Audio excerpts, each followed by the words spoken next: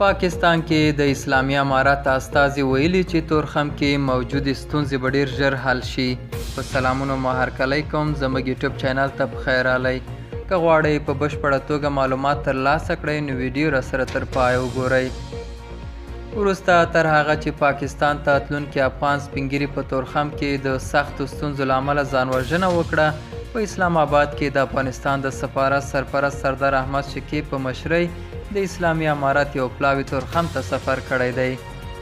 سرپرست سفیر په تورخم کې د مسافرینو د تګ راتګ په برخه کې موجودې سختې ستونزې خواشینونکې بللي دي او ټینګار یې کړی دی چې دغه ستونزې به ژر تر ژره حل شي.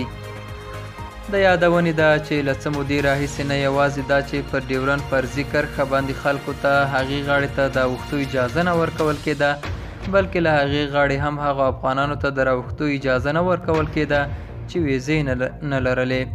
خو کابل کې د پاکستان سفارت وایي چې همدا پرون ورځ یې دا ستونزه حل کړې ده. دا و زموږ نننۍ چمتو شوې ویډیو.